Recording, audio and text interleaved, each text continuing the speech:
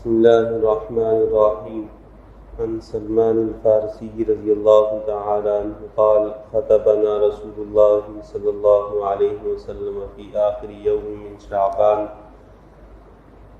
سلمان فارسی رضی اللہ تعالیٰ عنہ سے روایت ہے، فرماتے ہیں پیغمبر صلی اللہ علیہ وسلم نے شعبان کے آخری دن ہمیں خطبہ دیا. فقال، اس خطبے میں فرمایا، یا ایھا الناس، سے لوگوں، قد اظلکم شہر عظیم، تمہیں ڈانپ رہا ہے ایک بہت بڑا عظمت والا مہینہ. شہر مبارک، وہ بہت مبارک مہینہ ہے.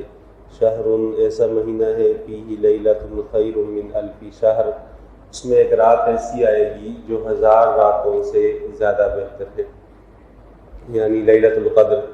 رمضان المبارک کے متعلق جتنے احکامات ہیں وہ، اور رمضان کے فضائل کے باب میں یہ حدیث جامع ترین احادیث میں شمار ہوتی ہے.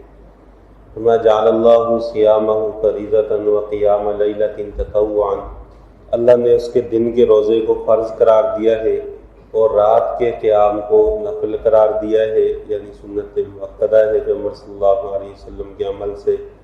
من تقرب فیہ بخصلۃ من الخیر، کوئی شخص رمضان میں اگر نفل عبادت کا کوئی بھی حصہ اپنے عمل میں لے کر آتا ہے تو کان کمن ادا فریضۃ فیما سواہ، غیر رمضان میں ایسا ہے جیسا کہ اس نے فرض ادا کیا. مثلا رمضان میں اگر کوئی بندہ 2 نفل پڑھتا ہے تو غیر رمضان میں 2 فرض پڑھنے کے برابر اجر و ثواب ملے گا. وَمَنْ أَدَّى فَرِيضَةً فِيهِ كَانَ كَمَنْ أَدَّى 70 فَرِيضَةً فِيمَا سِوَاهُ، اور جو شخص رمضان میں ایک فرض پڑھتا ہے عام دنوں میں 70 فرض پڑھنے کے برابر اللہ تعالیٰ کی طرف سے اس کو اجر و ثواب دیا جاتا ہے. وَهُوَ شَهْرُ الصَّبْرِ وَالصَّبْرُ ثَوَابُهُ الْجَنَّةُ، یہ صبر کا مہینہ ہے اور صبر کا بدلہ اللہ کی طرف سے جنت کی صورت میں ملتا ہے. انسان اپنی خواہشات کو روکتا ہے صبح سے شام تک. وَشَهْرُ الْمُوَاسَاةِ، یہ غمخواری کا مہینہ ہے. وَشَهْرٌ يُزَادُ فِيهِ رِزْقُ الْمُؤْمِنِ، ایسا مہینہ ہے کہ جس میں مومن کے رزق میں اضافہ کر دیا جاتا ہے. اللہ تعالیٰ کی طرف سے رمضان المبارک میں مومن کے رزق میں اضافہ کر دیا جاتا ہے. آپ دیکھ لیں، دنیا میں مہنگائی جتنی بھی بڑھتی جائے، غریب سے غریب آدمی بھی ہوگا، رمضان المبارک میں اللہ تعالیٰ اس کے لیے انتظام کر دیتے ہیں اور بہت اطمینان کے ساتھ اس کا وقت گزرتا ہے. اللہ کی طرف سے بندے کے لیے خاص معاملہ ہے. بعض چیزیں ایسی ہوتی ہیں کہ جو ظاہری طور پر اس کے اسباب کو کچھ نظر نہیں آتے، لیکن اللہ کی طرف سے اس میں خیر و برکت ہوتی ہے. فرمایا، رمضان میں مومن کے رزق میں اضافہ کر دیا جاتا ہے. من فطر فیہ صائما کان لہ مغفرۃ لذنوبہ وعتق رقبتہ من النار، جس آدمی نے رمضان المبارک میں کسی روزہ دار کو افطار کروا دیا تو یہ افطار کروانا اس کے گناہوں کے لیے مغفرت کا ذریعہ بن جائے گا. وعتق رقبتہ من النار، اور جہنم سے اس کی گردن چھڑانے کا باعث بن جائے گا. وکان لہ مثل اجرہ، اور اس افطار کروانے والے کو اتنا ہی ثواب ملے گا جتنا کہ روزہ دار کا روزے کا ثواب ہے. من غیر ان ینتقص من اجرہ شیء، بغیر اس کے کہ روزہ دار کے اجر و ثواب سے کوئی کمی کی جائے. یعنی جس نے روزہ رکھا ہے اس کو جتنا ثواب ملا ہے، افطار کروانے والے کو بھی اتنا ثواب ملے گا، اور روزہ دار کے ثواب میں سے کوئی کمی نہیں ہوگی. قلنا، ہم نے عرض کیا، یا رسول اللہ، لیس کلنا نجد ما نفطر به الصائم، افطار کروانے کی فضیلت تو بہت زیادہ ہے، لیکن ہم میں سے ہر بندہ وہ افطاری کروانے کی صلاحیت تو نہیں رکھتا کہ لوگوں کو روزہ افطار کروا دے. فقال رسول اللہ صلی اللہ علیہ وسلم، پیغمبر صلی اللہ علیہ وسلم نے فرمایا، یعطی اللہ ھذا الثواب من فطر صائما، اللہ تعالیٰ یہ ثواب اس شخص کو بھی دیں گے کہ جس نے روزہ دار کا روزہ کھلوایا ہو، اسے افطار کروایا ہو. علی مدقۃ لبن او تمرۃ او شربۃ من ماء، کہ دودھ، پہلے زمانے میں ہوتا یہ تھا کہ دودھ کے اندر پانی ملا کر جیسے کچی لسی بنائی جاتی ہے، اس طرح دودھ اور پانی کے اختلاط سے ایک پینے کا کے لیے مائع چیز بنائی جاتی تھی. تو فرمایا کہ اگر کوئی دودھ کسی کو نہیں دے سکتا تو وہ دودھ کے چند قطروں میں پانی ڈال کر اگر کسی کو دے دے تو اللہ کی طرف سے یہ ثواب اس کو بھی ملے گا. یا پھر او تمرتن، یا کوئی کسی کو کھجور دے دے افطار کے لیے تو یہی ثواب اس کے لیے بھی ہے. او شربت من ماء، یا کسی کو پانی کا گھونٹ دے دے تو یہ ثواب اس کے لیے بھی ہے.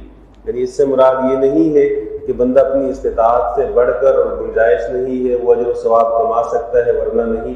وہ چیزیں جو عام طور پر ہر بندہ استعمال کرتا ہے، گرم پانی ہر بندہ پی لیتا ہے، کھجور ہر بندے کے پاس ہوتی ہے، وہ اجر و ثواب میں اگر حصہ لینا چاہتا ہے تو وہ شریک ہو سکتا ہے.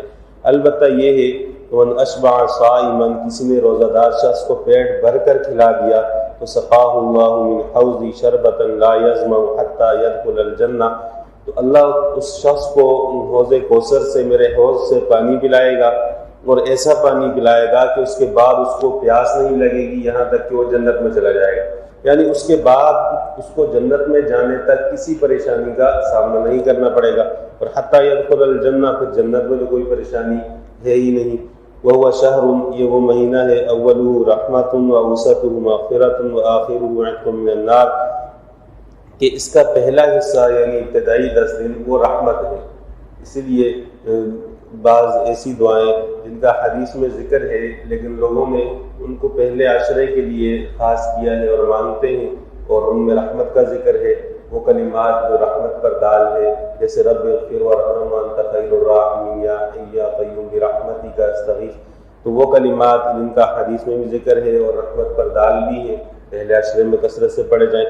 اسی طرح وَأَوْسَطُهُ مَغْفِرَةٌ أَسْتَغْفِرُ اللَّهَ رَبِّي مِنْ كُلِّ ذَنْبٍ وَأَتُوبُ إِلَيْهِ، یہ کلمات اور استغفار کے دیگر جو صیغے ہیں وہ پڑھے جا سکتے ہیں. وَآخِرُهُ عِتْقٌ مِنَ النَّارِ، اور آخری جو حصہ یعنی آخری عشرہ ہے وہ جہنم سے آزادی کا موقع ہے، اور اللہ تعالیٰ کی طرف سے جہنم سے آزادی دی جاتی ہے. وَمَنْ خَفَّفَ عَنْ مَمْلُوكِهِ فِيهِ غَفَرَ اللَّهُ لَهُ وَأَعْتَقَهُ مِنَ النَّارِ، جو آدمی اپنے ماتحت کے معاملے میں نرمی کرے گا، تخفیف کرے گا، تو اللہ اس کی مغفرت کر دے گا اور اس کو جہنم سے بچا لے گا. کہ اگر کسی شخص کے پاس کوئی ایسا بندہ ہے جو اس کے ماتحت کام کر رہا ہے، پہلے زمانے میں غلام ہوتے تھے، ہمارے زمانے میں کسی شخص کو اللہ تعالیٰ نے وسعت دی ہے، اس کے ماتحت لوگ کام کرتے ہیں، تو ان کے کام میں تخفیف کرے، کہ پہلے جتنا ان کا دورانیہ تھا اس دورانیے کو کم کر دے. ایک صورت یہ ہے. دوسری صورت یہ ہے کہ اگر ان کا دورانیہ زیادہ ہے کام کا، اس میں تخفیف نہیں ہو سکتی، کہ کام کا کاروبار ہی ایسا ہے جیسے کہ ہمارے رمضان المبارک کے مہینے میں کپڑے کا کام ہے، بعض دوسرے کام ہے جوتوں کا ہے، اس میں زیادہ شدت آ جاتی ہے. تو اگر کام میں تخفیف نہیں ہو سکتی، ان کی اجرت میں زیادتی کر دیں تاکہ ان کو وہ کام کم لگنے لگے. اللہ تعالیٰ کی طرف سے مالک کے لیے جہنم سے آزادی کا پروانہ بھی ہے، مالک کے لیے اللہ تعالیٰ کی طرف سے مغفرت کا اعلان بھی ہے. اپنے ماتحت کے ساتھ نرمی والا سلوک کرے گا، اللہ تعالیٰ کی طرف سے اس کے لیے رحمت والا معاملہ ہوگا. اللہ تعالیٰ سے دعا ہے دین اسلام پر عمل کرنے کی.